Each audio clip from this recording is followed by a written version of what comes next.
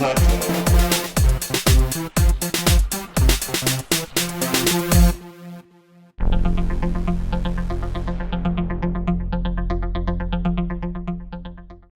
the trekkers are heading to Southwest Virginia to show you how those early settlers lived in this area. We're going to start out at the Settlers Museum.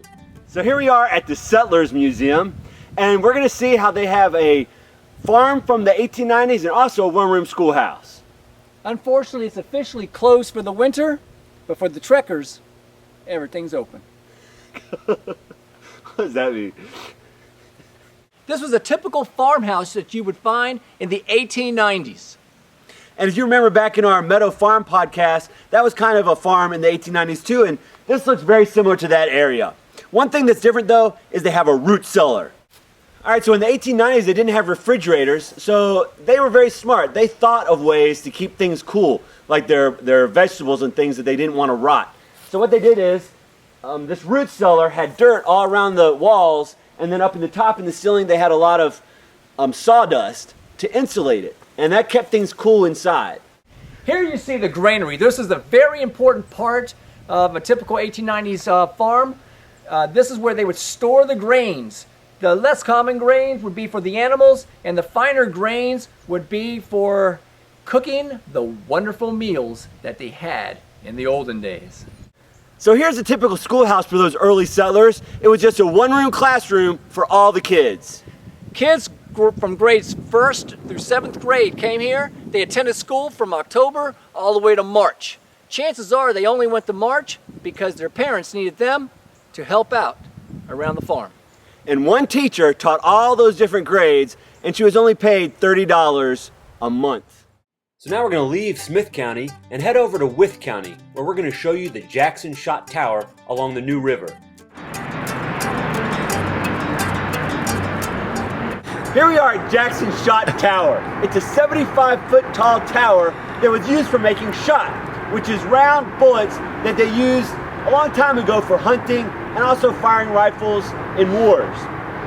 So what happened was they melted lead way up at the top and then dropped it, and even though it's only 75 feet here, it goes on a further 75 feet underground, and it sort of fell a total of 150 feet, forming a little tiny ball, and then it dropped in water where it cooled and made bullets, which they sold to trappers, merchants, and also, as Alfonso's going to tell you, soldiers. The lead mines here helped supply all the ammunition for the American Revolution. And it also supplied it for the hunters and fishermen out there. So very important here in the Valley and Ridge region, which didn't have a lot of industry, so this served as its major industry for this region. And something very special about this tower is it's one of the only shot towers left in the United States. This shot tower was made out of limestone, and we've had other podcasts where we've seen buildings made out of limestone. This is a very important stone because it's very durable, and it also maintained a certain temperature inside, which made it easier for them to produce the shot. And there's lots of limestone here. It's a sedimentary rock, and it's what formed the natural bridge as well. Let's head on over to our next spot, Alfonso. Let's go!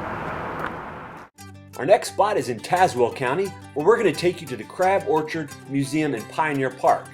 Here you'll see many historic buildings from the 1800s. We're here at the Crab Orchard Museum and Pioneer Park here at Tazewell County. And we're going to take you around and show you some of the buildings in here. Most of them are very similar to what we showed you at Martin Station, showing you how the settlers lived when they first came here, except this focus of this area is more in the 1800s, whereas Martin Station was more in the 1700s. And over at Martin Station, we didn't focus on the food. This particular area is going to focus more on how they preserve the food to keep themselves healthy. It's all set up like a frontier fort. This one was made by Thomas Whitten, who was the first settler in this area. And as you can see, many of the houses are constructed the same way, out of wood. They do have a river right here running through to give them water. And I'll pan around and show you the rest of the buildings here.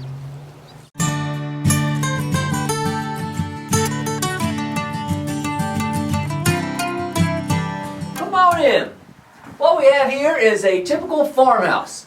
It has your place to eat, your kitchen. It has a place to sleep. And it has a wonderful breezeway, also called a dog trot, because they had some dogs and they could just trot right on through. But this is a great place that they were relaxed.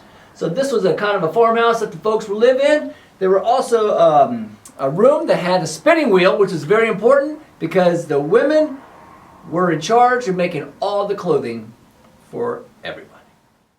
Most of the historical buildings here were one story, but we did find a two-story house. You can tell the one behind us is a little bit larger. So probably after the big fear of attacks from Indians, families started to grow larger. So I'm having 9 to 10, 15 children. So they needed more space. So they would build a two-story home that looks a little bit more familiar like the kind of houses we live in today.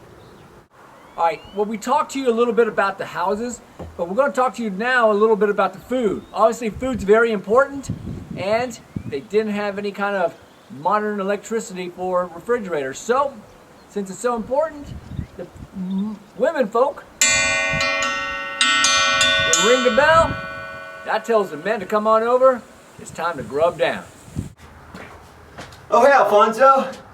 You caught me getting the drinks here at the spring house. Back in those days, before they had refrigeration, they would keep their drinks and things in a spring house to keep it cold. And the reason it was called a spring house was because it was a stone building built right over a spring. There's water running through this house right here. And what they do is they take their drinks or anything they wanted to keep cool inside. And let me tell you, Alfonso, spring chilled milk is great.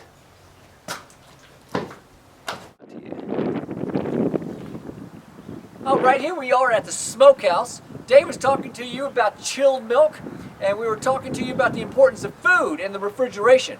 Well, meat spoils, and meat needs to be frozen. They couldn't do it in a spring house. It would keep it kind of cool, but it wouldn't freeze it and preserve it.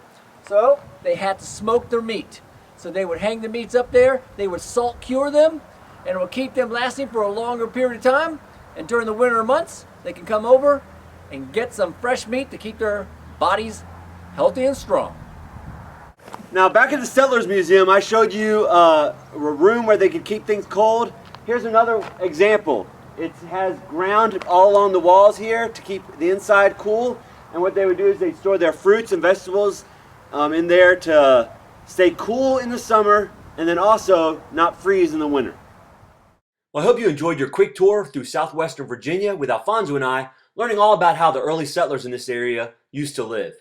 Be sure to check out virginiatrekkers.com for more podcasts, and stay tuned at the end of this episode for the many bloopers that we had. And always remember to keep on trekking. Here we are at the Jackson Shot Tower. Here we are at the Jackson Shot. What's so hard about that? Here we are at the Jackson Shot Tower. Shot is neat. Here, I'm gonna do it. No, just give me one more time. All right, we're here in Tazewell County at the Crab Orchard and Museum. Oh my God. We're here at the Crab. Let me just say it. No, you say something different. Because. All right, let me just give me one more try. All right, one more try, boys and girls. If he doesn't get it this time, I'm taking over. And those kids, when they had to use the restroom, you can see over Alfonso's shoulder, they didn't need a hall pass. They needed an outhouse pass. Rock and roll school. That's right. We don't want to mess up anybody's photo shoot, but we're going up to the bamboo pad. Oh, okay. Oh, okay. I've already got clearance to go.